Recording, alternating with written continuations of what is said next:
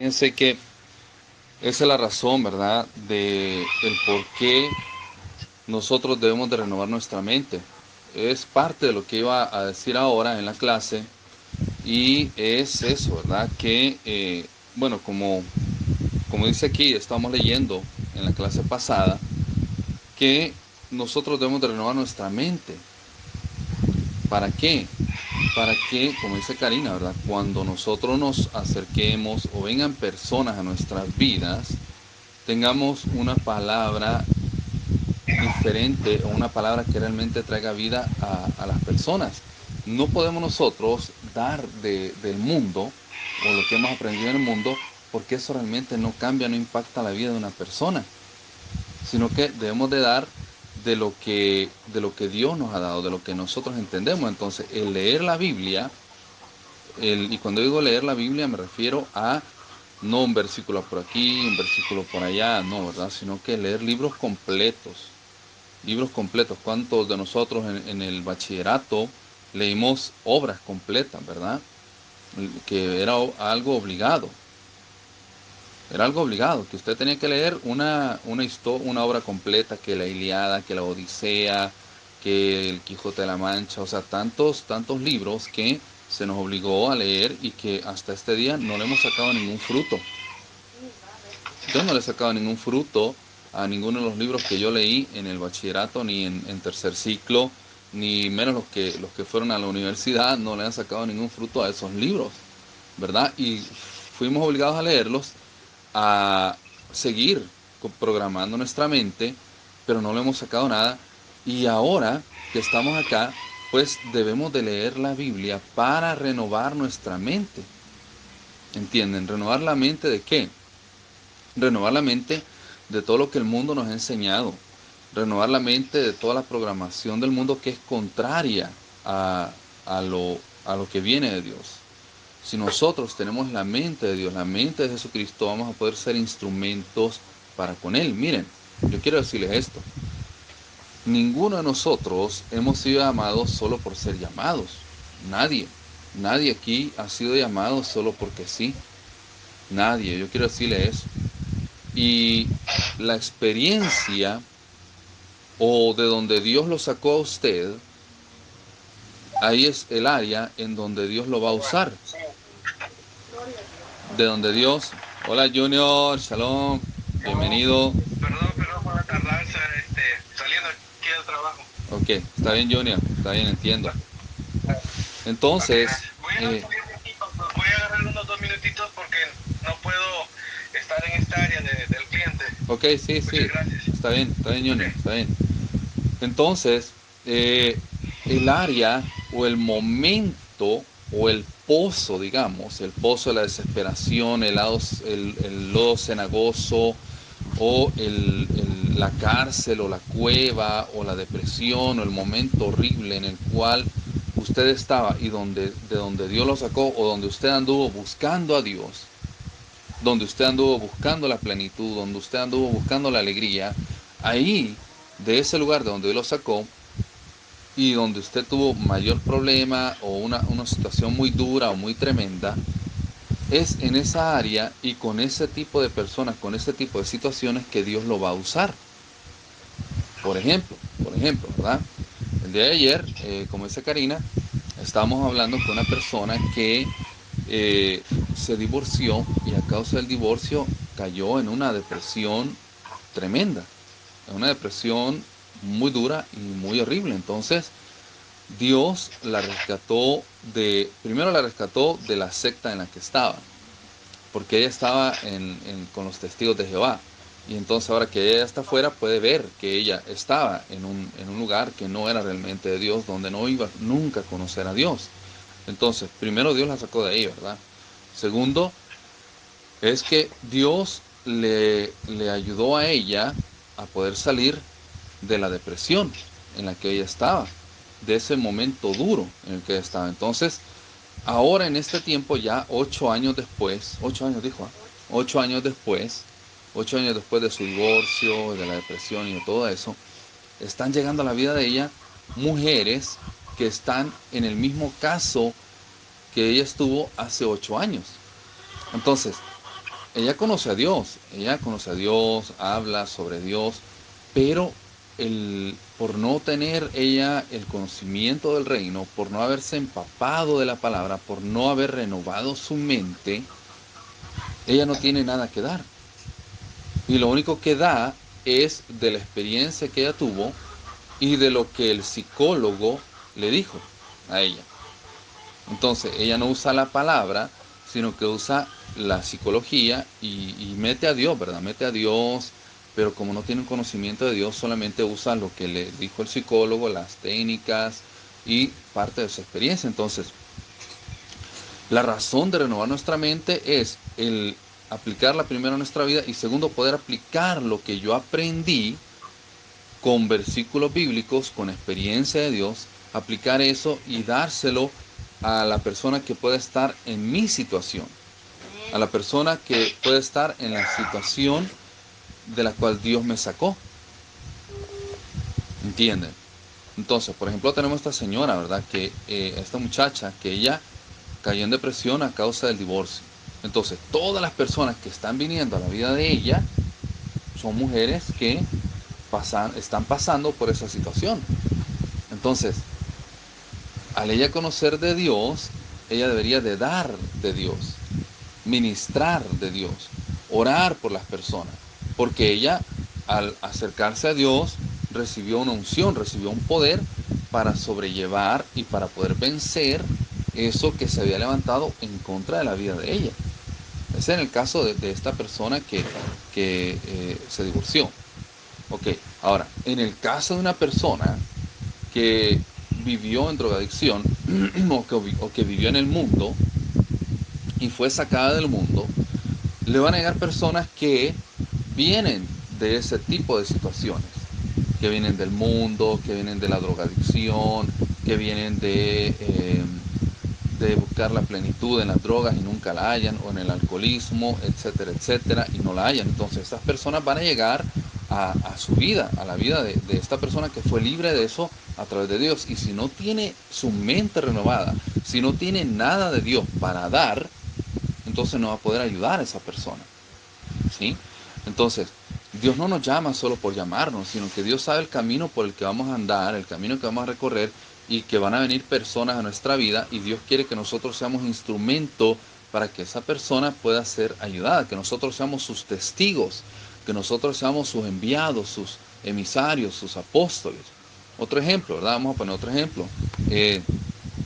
Alguna persona que anduvo en brujería, porque practicaba la brujería, la hechicería y todo eso. Esa persona que practicaba la hechicería y fue impactada por Dios, al renovar su mente, va a poder ayudar a aquellos que lleguen a la vida de esta persona y que vengan de practicar la brujería, que vengan de practicar la hechicería, que vengan de practicar cosas oscuras, la adivinanza, etcétera, etcétera. Entonces, va a poder alumbrar las tinieblas de esta persona si ha renovado su mente. Pero si no ha renovado su mente, si no entiende realmente en qué consiste el reino de los cielos, en qué consiste el reino espiritual, en qué consiste la salvación, en qué consiste las ataduras, todos los lugares, las regiones de cautiverio, todo lo que se les ha enseñado, si no hay un entendimiento no podrá liberar a esta persona.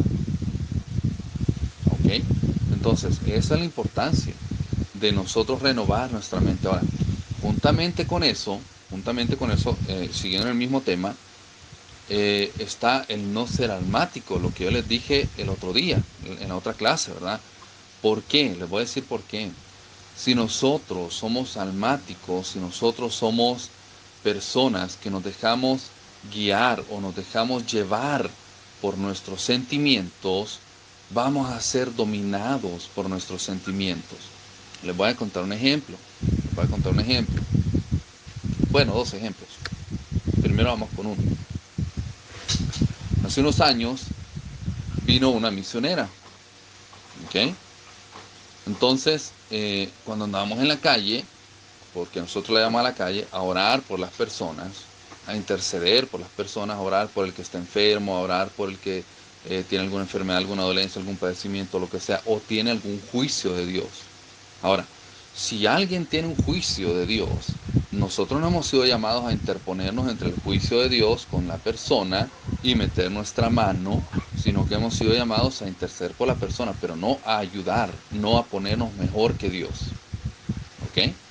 Entonces, en tanto que nosotros andábamos orando, nos topamos con unas personas que estaban pasando un juicio de Dios. Estaban pasando un juicio de Dios porque blasfemaron en contra de Dios, porque hablaron en contra de Dios, porque vivieron, eran ya ancianos, digamos unos 80 años, ¿verdad? Entre 70 y 80 años, ya ancianos, y estaban pasando un juicio de Dios, como ya dije, ¿verdad?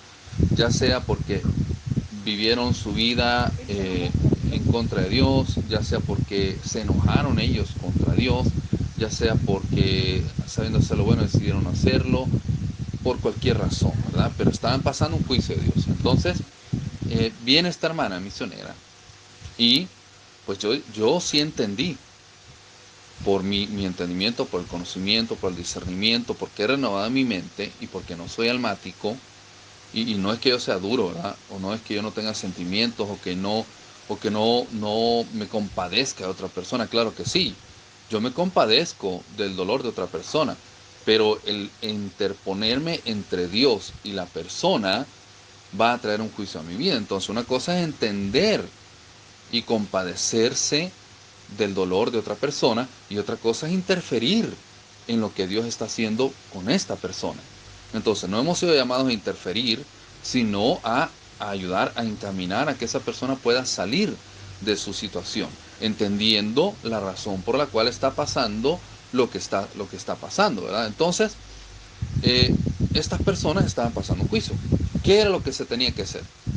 Lo que se tenía que hacer era hacerles entender y hacerles ver primeramente a ellos, mire, la razón por la cual usted está así no es porque Dios sea malo, no es porque Dios esté muerto, no es porque Dios no exista, no es porque Dios no esté aquí para ayudar, no es por nada de eso, Dios existe. Y esa es la razón por la cual usted está pasando esta situación. Esto que usted está pasando es un juicio de Dios a su vida, porque Dios es amor, es cierto, y la palabra lo dice, Dios es amor, pero también es fuego consumidor.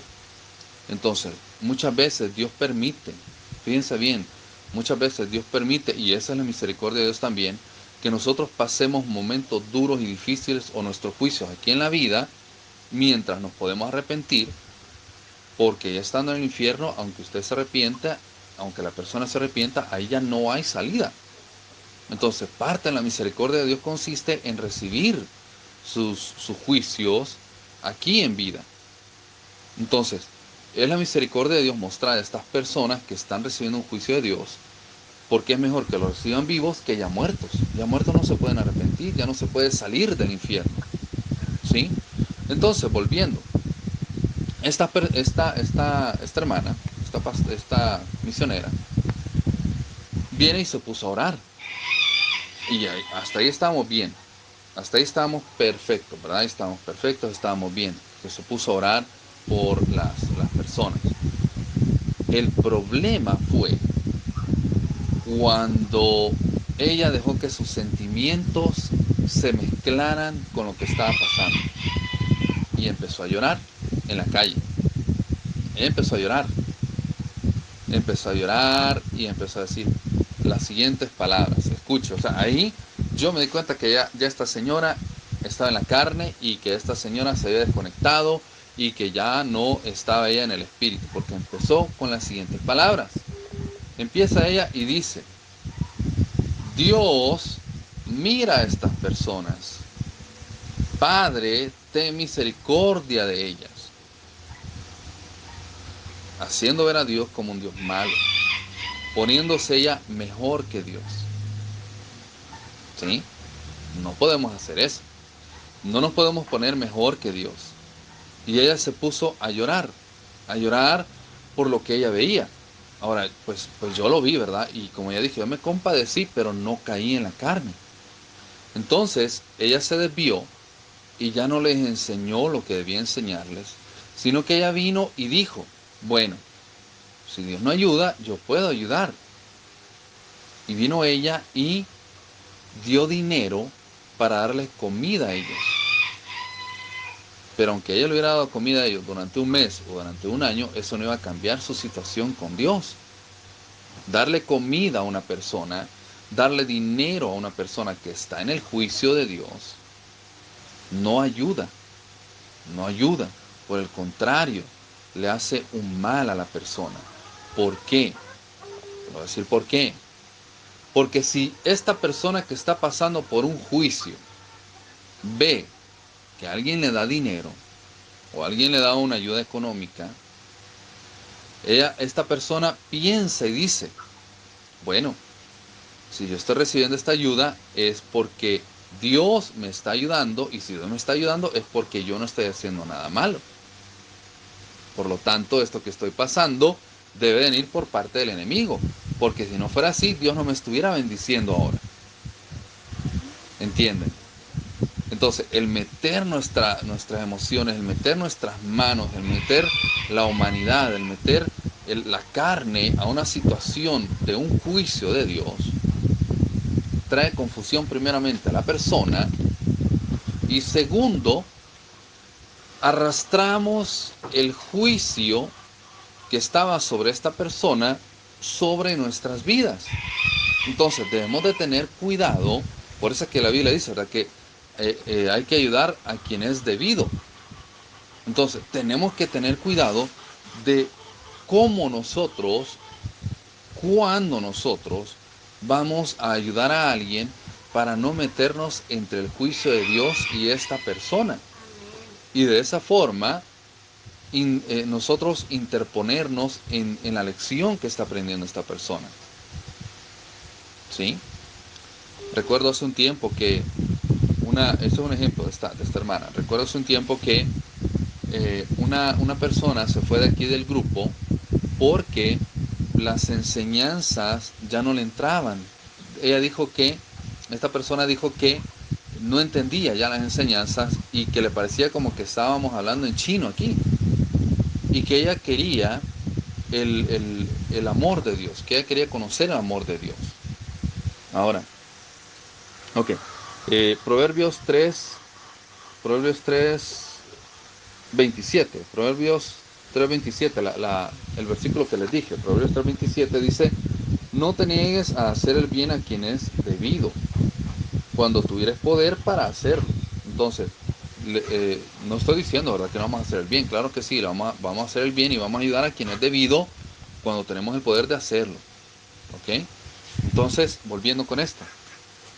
Esta persona quería solamente el oír el amor de Dios. Ahora, el amor de Dios, pero el amor de Dios que enseña el mundo. El amor de Dios que da licencia para vivir en pecado. El amor de Dios de la gracia.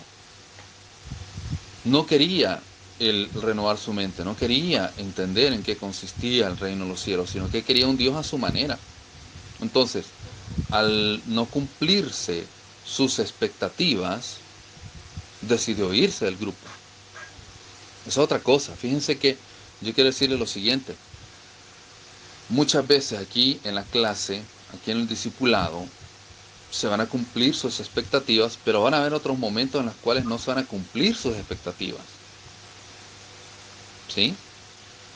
Porque esas expectativas pueden estar basadas en criterios del mundo. Entonces, si no se cumplió esa expectativa, es porque está chocando con el criterio del mundo que usted recibió. Y es ahí donde usted tiene que renovar su mente. Si no se cumplió su expectativa de la enseñanza, si usted se siente ofendido, no es que sea algo personal, no es que sea algo para usted, sino que el reino, la luz está chocando con las tinieblas que hay en la persona. Muchas veces el reino de los cielos, muchas veces la luz de Dios chocó contra mi humanidad, chocó contra mi criterio, chocó contra mi expectativa, y yo quise muchas veces que Dios hiciera mi voluntad. Y fíjense que yo quiero decirle eso también. El renovar nuestra mente consiste en entender esto, que Dios no va a hacer mi voluntad. Dios no se va a someter a mi criterio, que mi criterio está basado en el mundo. Entonces, Dios no se va a someter a mi criterio porque mi criterio está basado en el mundo. Dios no se va a someter a mi expectativa porque mi expectativa está basada en el mundo. Y es ahí la razón por la cual debemos de renovar nuestra mente. Ninguna de las personas del Antiguo Testamento, del libro de Hechos, ninguna de estas personas que padeció por causa de Dios, que murió por causa de Dios, fueron personas que tenían su mente vieja, sino que fueron personas que ya habían renovado su mente, ya habían renovado su espíritu. Entonces, su tesoro, el tesoro de ellos, no estaba en el mundo, sino que estaba ya con Dios. Donde está tu tesoro, ahí está tu corazón. Entonces, el corazón de ellos, la mente, el corazón, la expectativa, el criterio de ellos estaba solamente en Dios. Su tesoro estaba solamente en Dios. ¿Sí? Otra experiencia, ¿verdad? Otra experiencia hace unos días. Hace unos días me tocó orar por una persona que, digamos que en cierto nivel no ha renovado su mente, sino que aún hay ídolos en el corazón de esta persona. Entonces, parte de lo que Espíritu Santo, parte de lo que Dios dijo mientras se oraba, o antes, mejor dicho, antes de orar por esta persona, fue que en el caso mío, en mi caso, ¿verdad? Yo no puedo hablar de otra persona, pero en el caso mío, no es un ídolo en mi corazón, o no está, o no es Dios para mí, vamos a decirlo así, no es Dios para mí, o no es un ídolo en mi corazón, o no es un tesoro, o no es una expectativa, o no es algo que está en mí, o que me puede mover a alejarme de Dios o acercarme a Dios, el vivir fuera del Salvador, o el vivir, digamos, en Estados Unidos. Hubo un tiempo que sí, yo no lo voy a negar. Hubo un tiempo que sí, yo puedo decirlo, los primeros 3 años probablemente, en los que yo acababa de regresar de Estados Unidos, sí, yo quería regresar a Estados Unidos, yo quería volver para allá. Y se había vuelto un ídolo en mi corazón, se había vuelto como una obsesión en mí y me quitaba la paz. No, no, no estaba yo, digamos, estable emocional y espiritualmente. Entonces, después de esos 3 años, todo eso se empezó a desboronar. Yo no voy a decir que fue de un momento para otro, pero ahora, ¿verdad? Yo puedo decir, en el caso mío, en mi caso, yo no puedo hablar por nadie más, sino que por mí. No es para mí un ídolo, o no es algo que pueda moverme en mi estabilidad emocional y mi estabilidad espiritual, el estar o no, el viajar o no a Estados Unidos. Ya no es en mí un ídolo, ya no es en mí un Dios, por decirlo así. En cambio, para esta persona sí, es un ídolo, y es algo que puede ocasionar que caiga en salirse del espíritu, en tirar la toalla, en los sentimientos, etcétera, etcétera, y confundirse. Entonces, unos días después, mientras estábamos en una llamada con una persona que vive en esa misma casa, estábamos hablando, y yo al fondo oí que esta persona por la que había orado estaba reprendiendo espíritus, estaba reprendiendo, orando a los aires, reprendiendo principados, etcétera, etcétera, pero fue por la palabra que se le dio. ¿Entienden? Muchas veces, cuando no se cumple mi expectativa, cuando no se cumple mi criterio, yo creo que el enemigo me está atacando. Yo creo que las tinieblas se han levantado en contra de mi vida. Entonces empiezo a reprender, porque no puedo ver lo que Dios me enseñó. No puedo recibir, no puedo digerir, digamos, lo que Dios me ha dicho. Muchas veces, quiero decirle esto, Dios no le va a contestar de acuerdo a lo que usted espera, sino va a hacer algo totalmente diferente, y no se va a poder digerir, y Dios lo va a llevar por caminos por donde usted no quería ir. Dios me ha llevado a mí por caminos que yo no quería ir, que era lo que menos yo quería hacer. De verdad, Dios me ha llevado por caminos así se lo dijo a Pedro. A Pedro le tocó ir y caminar por caminos donde él no quería ir. ¿Entienden? Entonces, eso es también renovar nuestra mente y nuestro corazón y tener un corazón para con Dios y ser libres. El caminar por donde pues uno no quiere caminar o ir por caminos donde uno no quiere ir. Entonces, yo sé que yo estoy cumpliendo la voluntad de Dios y que sí soy manso y obediente a Dios cuando yo estoy haciendo la voluntad de Dios y no la mía. Dios no va a hacer mi voluntad. Dios no va a hacer su voluntad. Sino que aquí estamos para hacer la voluntad de Dios. ¿Me entienden? Entonces, si yo no renuevo mi mente, no renuevo mi corazón, ando de almático, entonces este camino va a ser duro, doloroso y voy a querer tirar la toalla cada rato. ¿Por qué? Porque no tengo la mansedumbre de dejarme guiar por Dios. Y estoy batallando y peleando como un cabro, ¿verdad? No como una ovejita es dócil, es mansa, pero un cabrito siempre pelea, siempre jala, o empuja, o da cabezazos, o golpea, y se resiste. Se lo digo porque yo tuve cabritas, yo tuve animalitos, yo tuve aquí en El Salvador cabritas y cabritos. Entonces hay una diferencia entre las ovejitas y las cabritas. Entonces este tipo de personas que quieren que Dios se someta a ellos son las que crean este tipo de doctrinas sobre la gracia, sobre que ya no estamos en el tiempo del Antiguo Testamento, que no estamos bajo la ley, sino que estamos bajo la gracia. Son este tipo de personas, pero que al final no se cumple su expectativa. Entonces, fíjense bien, es importante y necesario ser libres, renovar nuestra mente. ¿Para qué? ¿Para qué? Para que no haya algo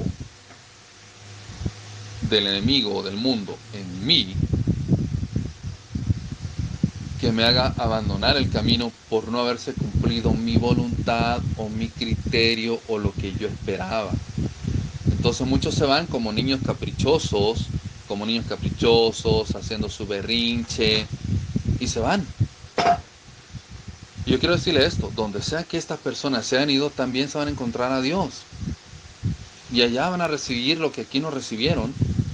Y si lo recibieron y también siguen con el mismo criterio, se van a volver a ir. Y se van a ir a otra iglesia o a otro ministerio. ¿Entienden? Entonces una persona que anda brincando de ministerio en ministerio, de iglesia en iglesia, es una persona que no tiene la mansedumbre o no quiere someterse a Dios. No quiere seguir a Dios, no quiere seguir la corrección de Dios, no quiere cambiar su criterio, no quiere cambiar su expectativa. Si yo ya estoy muerto para el mundo, porque se supone, ¿verdad? Se supone que todos los que hemos venido acá ya morimos al mundo, ya estamos muertos al mundo.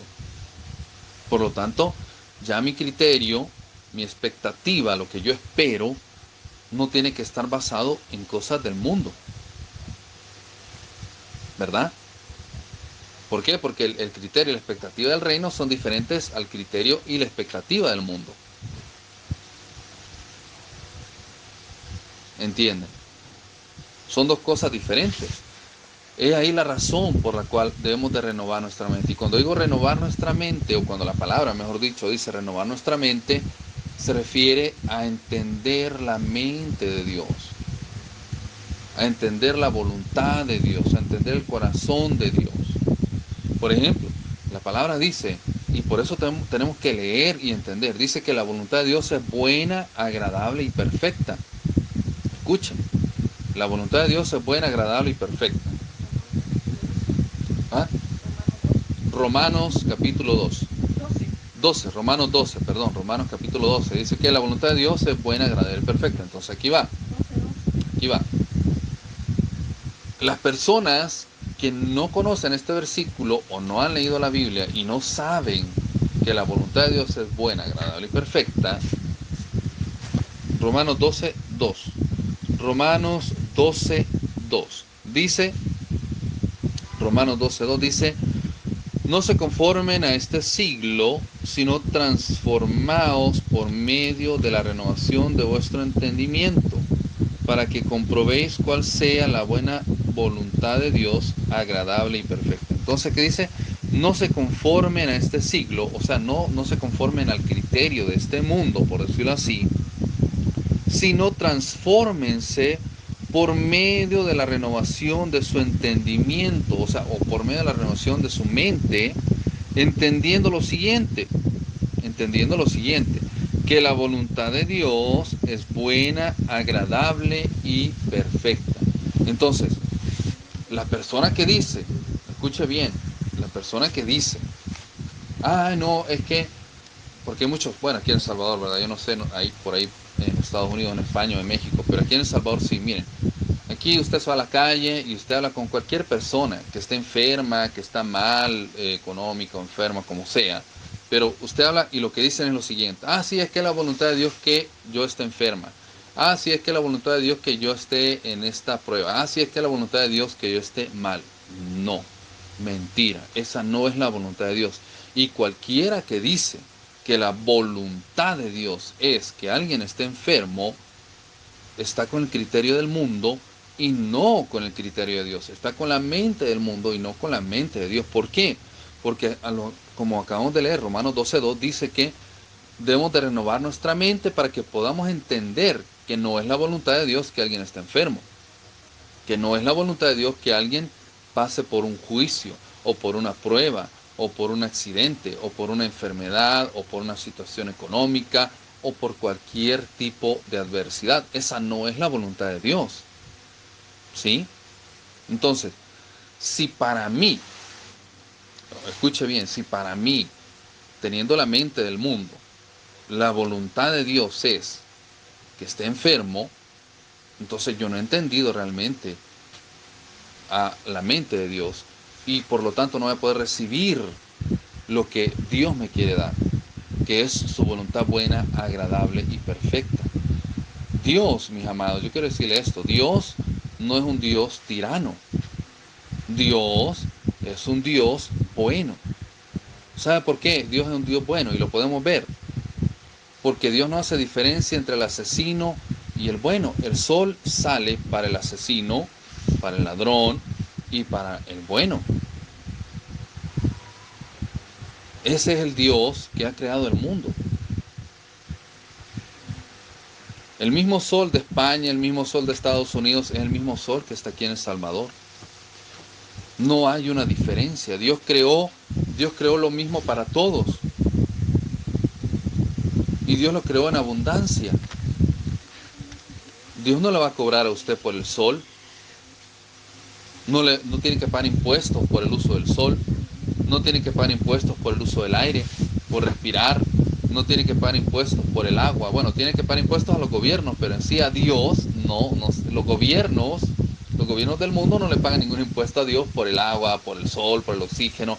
No, ¿verdad? Es algo que Dios lo ha dado gratuitamente y en abundancia. Entonces, podemos ver la voluntad. Y fíjense que, aparte de eso, quiero decirle otra cosa. El ser humano tiene una naturaleza y es la siguiente. Que nosotros fuimos creados de acuerdo a la naturaleza de Dios y en esa naturaleza está el regenerarnos, el restaurarnos. Nosotros somos un ser que nos podemos restaurar.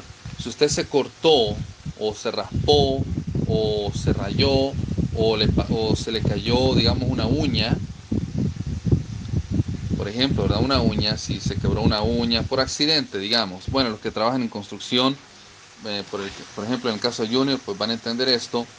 Si tal vez se quebró una uña en el trabajo porque se dio un martillazo ahí en el dedo, ¿verdad? Y no le atinó al clavo, sino que le dio al dedo y se quebró la uña. esa uña se le va a caer. Pero usted no tiene que ponerse un pedazo de metal ahí donde se le cayó la uña. Usted no tiene que parcharse con un pedazo de aluminio o de cobre o de oro o no sé, o de plástico, de cualquier material, ahí donde se le cayó la uña. Y eventualmente esa uña que se le cayó va a volver a crecer, ¿verdad? O si se raspó o se cortó o le hicieron una cirugía. Bueno, Encina, que trabaja ahí en el hospital, sabe lo que estoy hablando. Si le hicieron una cirugía, si le abrieron la panza, el brazo, lo que sea que le hayan abierto, ahí le hacen le cosen unos puntos, pero la piel ella misma se une. No hay que usar un pegamento o una soldadura o algo especial para que esa piel, esa herida o esa cortada se vuelva a juntar, sino que el mismo cuerpo tiene la capacidad de regenerar y restaurar esa piel, ¿verdad? O cualquier órgano, el hígado o cualquier parte, o la uña, como ya dije. Eso es parte del amor de Dios. Fíjense bien, el amor y la misericordia de Dios se nos mostrado en nuestras vidas a través de eso también. Que usted no necesita algo externo para que su herida se sane, para que el raspón se cure, sino que su cuerpo tiene la capacidad de regenerarse, de autorrestaurarse. Entonces, ahí vemos también, ahí podemos ver la voluntad de Dios, que es buena, agradable y perfecta. Buena, es buena. Dios quiere para nosotros algo bueno, Dios quiere para nosotros lo mejor. Entonces, si alguien dice que es la voluntad de Dios que esté enfermo, ese es el criterio del mundo, esa es la mente del mundo.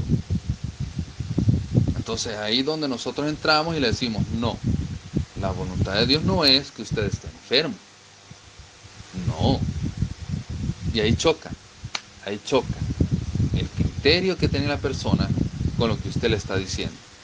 Algunos lo reciben y otras personas no.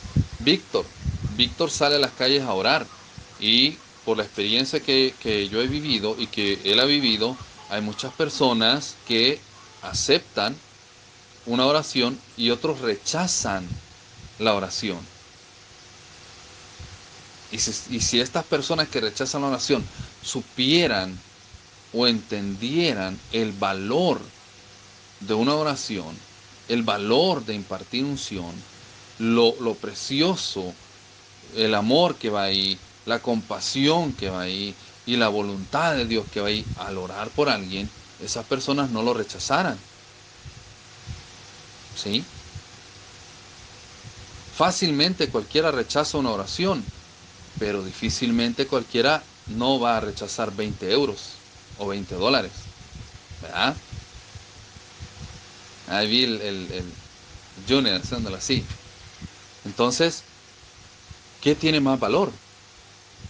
¿20 dólares o 20 euros o una oración?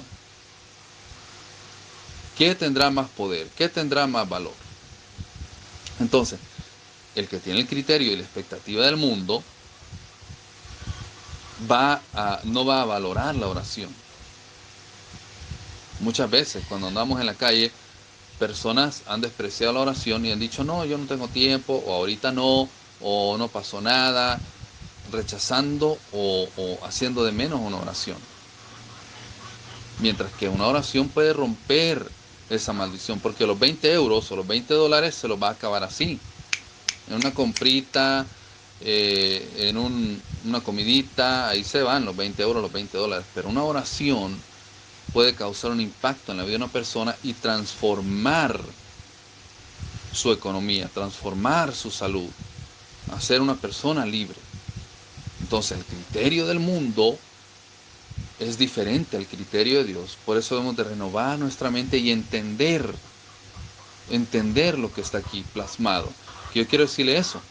La mente de Dios, el corazón de Dios, la voluntad de Dios, el carácter de Dios está aquí plasmado en cada historia, en cada versículo, en cada libro.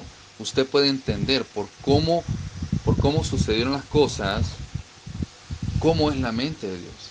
Muchas personas tienen, digamos, como por santos, vamos a decir así, o como inmaculados a todos los que están en la Biblia.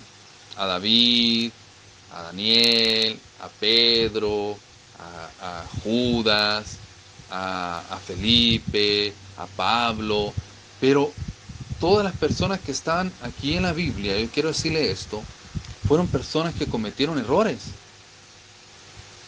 fueron personas que metieron la pata, fueron personas que airaron a Dios. Y la razón por la cual estas personas están en la Biblia es porque se arrepintieron, es porque tenían un corazón para con Dios.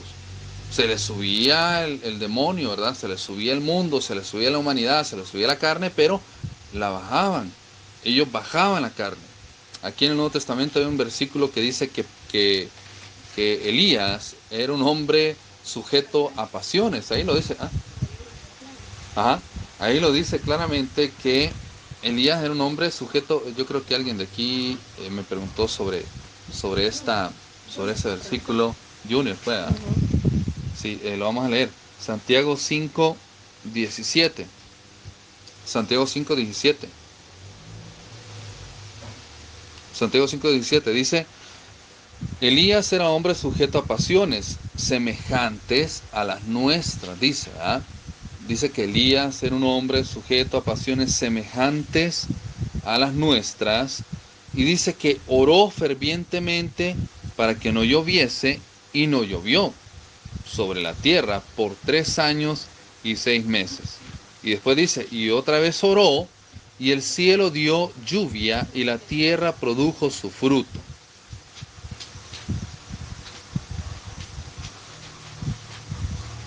Amén. Entonces, no es que estas personas hayan sido perfectas, ¿verdad? No es que estas personas hayan sido santas y por eso están ahí. No. Fueron personas que, igual que usted y yo, ¿verdad? Estaban en un proceso de liberación, estaban en un proceso de santificación, estaban en un proceso de renovar su mente y su espíritu. Y nosotros, mis amados, quiero decirles lo siguiente: nosotros tenemos una ventaja por sobre ellos. ¿Saben cuál es la ventaja que nosotros tenemos por sobre ellos? Espíritu Santo, dice Víctor. Yo leí ahí los labios. Espíritu Santo, dice Víctor. Bueno, esa es una ventaja, que nosotros tenemos Espíritu Santo. ¿Sabe cuál es la otra ventaja que nosotros tenemos? ¿Alguien sabe o cree? Ajá. El rey del oro y de la plata. ¿Qué qué? Que Dios es el rey del oro y de la plata, dice Melquito. Esa es la otra ventaja. Ok, miren, les voy a decir, la otra ventaja, mis amados, que nosotros tenemos de estas personas que están aquí en la Biblia, es que nosotros tenemos la Biblia y ellos no la tenían. Elías no leyó las cartas de Pablo. Elías no leyó el Nuevo Testamento. Elías no leyó el libro de Hechos. Elías no leyó la primera de Corintios. Elías no leyó Efesios. ¿Entienden? Entonces nosotros tenemos una ventaja que ellos no tienen. Nosotros hemos leído la vida de Elías. Bueno, los que hemos leído el Antiguo Testamento, Reyes, Crónicas, la primera y segunda de Samuel, nosotros ya hemos leído sus vidas, conocemos sus experiencias, pero ellos no tenían una base, ellos no tuvieron una base para leer. ¿Entienden? Entonces, a ellos les tocó entender la mente de Dios así, por experiencias, por eventos. No algo así como que dijeron, bueno, hoy me voy a levantar y voy a leer el libro de Proverbios, ¿verdad? O, bueno, ya me levanté, voy a poner ahí en YouTube el versículo del día, ¿verdad? O la aplicación que me manda el versículo del día. Ellos no tenían eso. No tenían de dónde agarrar. Entonces, eran personas que eran sujetas a pasiones, pero fueron renovando su mente, negándose a su voluntad, negándose a su humanidad. Ahí tenemos a Elías. Ahí lo dice claramente. No dice que Elías era un santo. No dice que Elías era perfecto.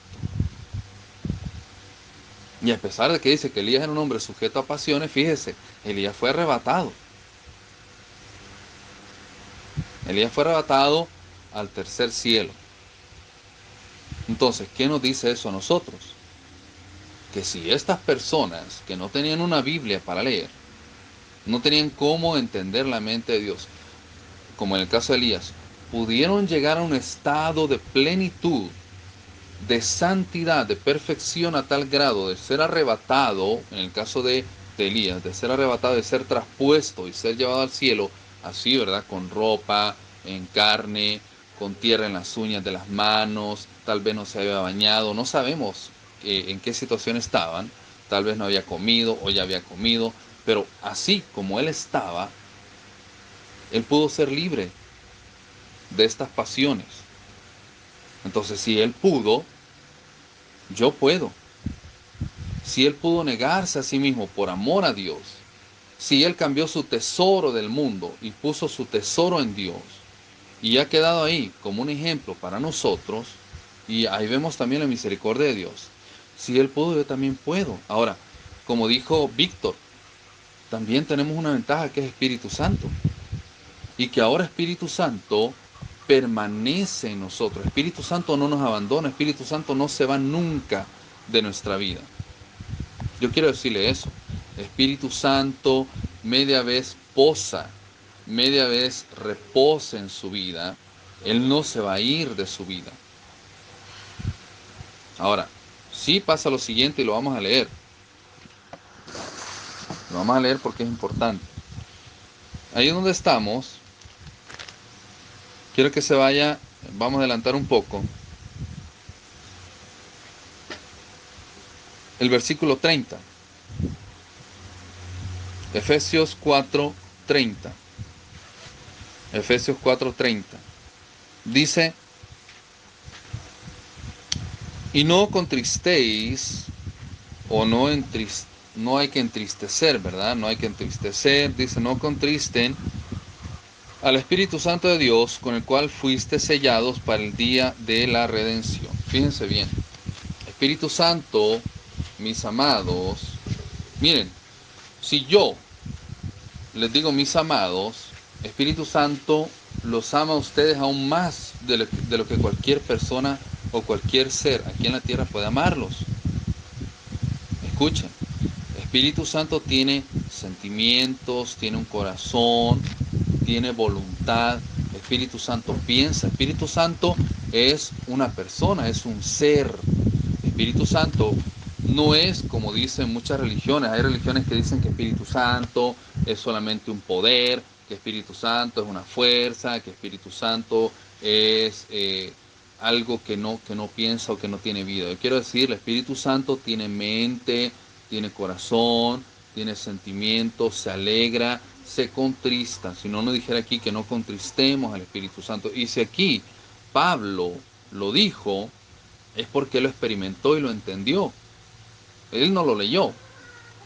Él no lo leyó de la carta de Efesios, ¿verdad? No se fue a la carta de Efesios y dijo, wow, o sea que el Espíritu Santo se puede contristar. No, sino que él escribió su experiencia. Él escribió su criterio, que él entendió de parte de Dios por la experiencia que él tuvo con Espíritu Santo. O sea que Pablo tuvo que haber hecho algo para que Espíritu Santo se contristara. Si no, ¿cómo iba a saber eso él? ¿Verdad? Entonces, yo quiero que entiendan lo siguiente y vean lo siguiente, porque si no van a caer en religionismo. Las personas que están en la Biblia fueron personas como usted y yo, que estaban en un proceso de liberación, de santificación. No es que ya eran santos y por ser santos están en la Biblia. No es que porque eran santos están en la Biblia, por lo tanto no podemos adorarlos. Podemos aprender de sus experiencias, podemos aprender de lo que está escrito, podemos aprender de lo que ellos entendieron de la mente de Dios y que nosotros en este tiempo no podemos entender por cómo hemos sido criados o por el tipo de sistema que existe, que está creando un criterio de lo espiritual y de Dios. Un ejemplo, fíjense, un ejemplo de lo que es espiritual. Yo oí en un post, en un comentario, yo no sé si ustedes se han dado cuenta, pero aquí en El Salvador se está celebrando un evento de Miss Universo, y es Miss Universo 2023. El Salvador es la sede de este evento. Bueno, pues la cosa es la siguiente, ¿verdad? Que ahí en Miss Universo este año están participando no solamente como tradicionalmente se había hecho anteriormente, ¿verdad? Que eran solamente muchachas que no se habían casado y era exclusivo para mujeres, sino que ahora en este Miss Universo que se está haciendo aquí en El Salvador, eh, incluyeron personas que no eran delgadas, digamos, ¿verdad? Sino que personas gordas, por decirlo así, y hombres. Hay dos hombres, dos transexuales que están participando en Miss Universo. Entonces, escuche, qué tremenda la cuestión del mundo, ¿verdad? Entonces, escuche, viene alguien y dice, lo que pasa es que nosotros nos estamos renovando y no nos estamos fijando tanto en la belleza externa, sino en la belleza espiritual. Y yo me quedé, ¿cómo? En la belleza espiritual. ¿Qué belleza, qué tiene que ver lo espiritual con eh, el mismo universo? No tiene nada que ver. ¿Entienden? Entonces, todas las personas ahora creen que es ser espiritual el participar de mis universos. ¿Por qué? Porque ya se formaron un criterio de lo que es espiritual. Pero ser espiritual es morir a la carne. Y ninguna de las personas que está participando en mis universos está muriendo a la carne. Eso es mentira. Ninguno de ellos está muriendo a la carne. Ellos están ahí porque quieren ser vistos, quieren ser oídos, quieren ser admirados, quieren ser idolatrados. Entonces no está muriendo a la carne. Entonces el criterio del mundo dice que la vanagloria de la carne es espiritual. Pero Dios dice que el ser espiritual es morir a la carne. Entonces tenemos el criterio del mundo y el criterio de Dios. Y los dos chocan. Y si usted viene y les dice a todos ellos que eso no es ser espiritual, se van a manifestar y se van a enojar y van a decir que yo soy un fanático religioso o que yo soy de una secta. Eso es lo que van a decir. O que usted, ¿verdad? Si usted se levanta y les dice que eso no es así. ¿Sí? Entonces, Pablo, volviendo a la enseñanza, Pablo tuvo que haber contristado al Espíritu Santo para poder escribir eso que escribió.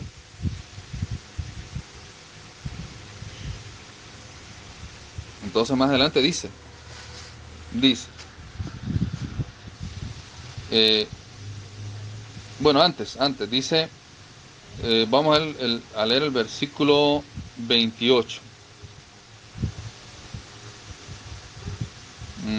Bueno, no, vamos a leer del 25, porque nos quedamos en el 23, 24, que el 25 dice, por lo cual, desechando la mentira, hablad cada uno con su prójimo, hablad verdad cada uno con su prójimo, porque somos miembros de los unos de los otros. Dice, airaos pero no pequéis, no se ponga el sol sobre vuestro rostro. O sea, hablando de odio, rencor, resentimiento, amargura, falta de perdón, que eso contrista Espíritu Santo, o entristece Espíritu Santo.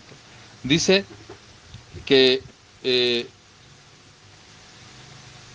el dar lugar al diablo también entristece a Espíritu Santo. Después dice el versículo 28 que el que hurtaba no hurte más. Ok, entonces, contrista a Espíritu Santo el hecho de que nosotros volvamos a hacer algo de lo que se supone que ya nos arrepentimos y ya entendimos que no nos beneficia. Entonces, si yo vuelvo a hacer algo que yo entendí en aquel tiempo que no le gustaba a Espíritu Santo, no le gustaba a Dios, entonces eso contrista a Espíritu Santo. O sea, a Espíritu Santo lo entristecemos cuando nosotros volvemos a ser la chuleta o la carne o el emocionalista o el almático o la almática que éramos antes. Es algo que entristece a Espíritu Santo. No es que nos abandone, sino que lo entristece. Y dice, ok, el 28, el 29 dice, ninguna palabra corrompida salga de vuestra boca, sino la que sea buena para la necesaria edificación a fin de dar gracia a los oyentes. O sea, que el ser yo también, el ser yo o usted, mal ejemplo, para otra persona también va a entristecer el Espíritu Santo. Cuando usted no habla, ¿verdad? Lo que tiene que hablar. Hablar cosas corrompidas, cosas que no tienen que ver con el reino, también van a entristecer el Espíritu Santo. No dice que nos abandona, ¿verdad? Sino que dice que lo entristece. ¿Ok? Después dice, bueno, vamos a saltar al 31. Dice, quítese de ustedes toda amargura. O sea que la amargura en mi vida, el que yo guarde rencor o que yo no perdone a una persona, también va a ocasionar que yo entristezca al Espíritu Santo. Dice, enojo, el enojo, la ira, la gritería, la maledicencia y toda malicia, dice. Y ¿entienden? Fíjense que en algunos países la palabra malicia se entiende con cosas que tienen que ver con lo oculto, con las tinieblas. Pero aquí, cuando dicen malicia, se refiere, digamos, a cosas que tienen que ver con la carne, con el ser visto, el ser idolatrado, con el ser admirado, cosas que tienen que ver con la carne en sí. Ser malicioso, ¿verdad? Aquí en el país, yo creo que aquí en El Salvador sí entendemos lo que es la palabra malicia. No sé ahí en España si se entendió, o ahí en México, sí, ¿verdad? Ok, entonces se refiere a darle cabida a la carne, por decirlo así. Digamos, andar ahí de coqueto, ¿verdad? O de coqueta. O sea, el darle en sí la cabida a la carne.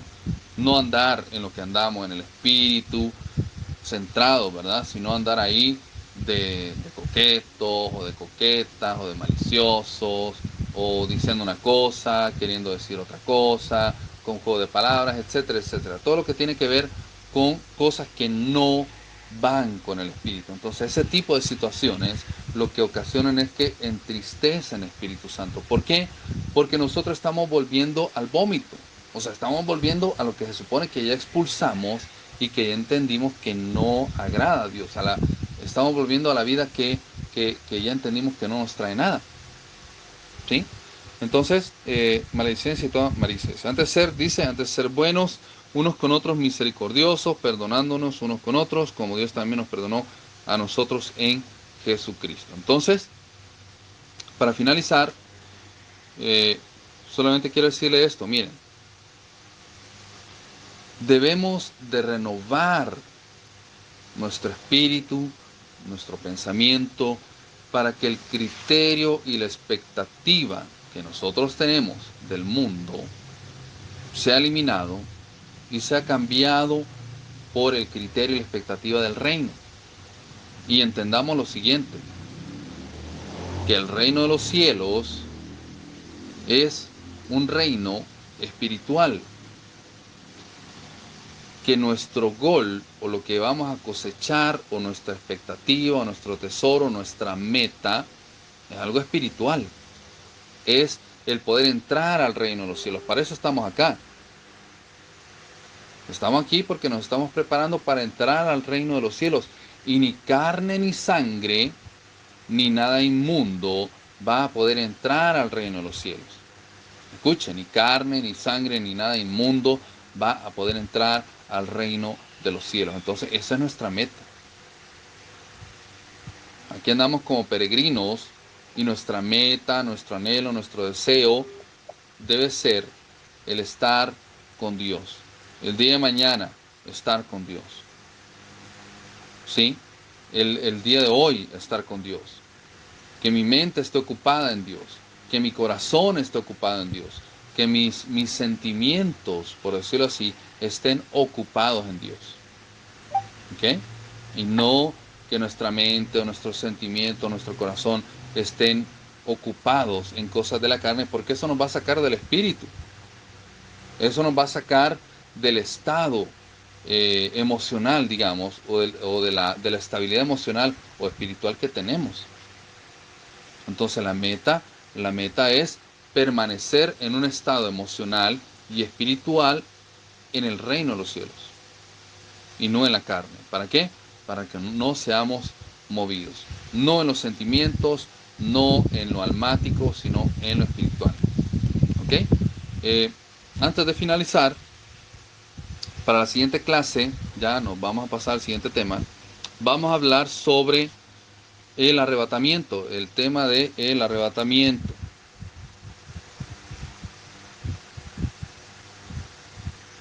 Y para ir adelantando un poco, primeramente vamos a ocupar Efesios 4:30, que lo acabamos de leer, que tiene que ver ya con el siguiente tema, el arrebatamiento. Escriba ahí también, por favor, Hechos 1, 8 y 9. Hechos capítulo 1, versículo 8 y 9.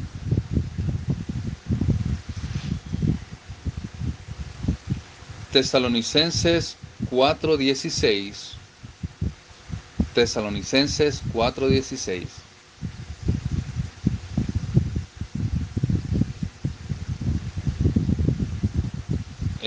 Segunda de Tesalonicenses 1:6-9.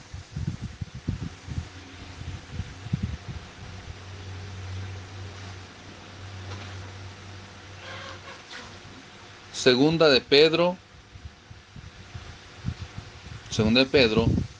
capítulo 3, versículo 3 al 14.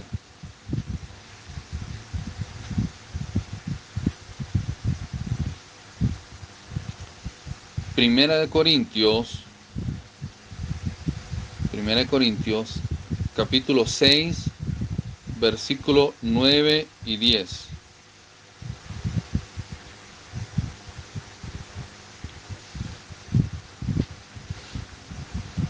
Ok. Joel, capítulo 2, versículo 28 al 32. Joel, capítulo 2, versículo 28 al 32. Y la última, Primera de Corintios, capítulo 15. Primera de Corintios, capítulo 15, versículo 50 al 54.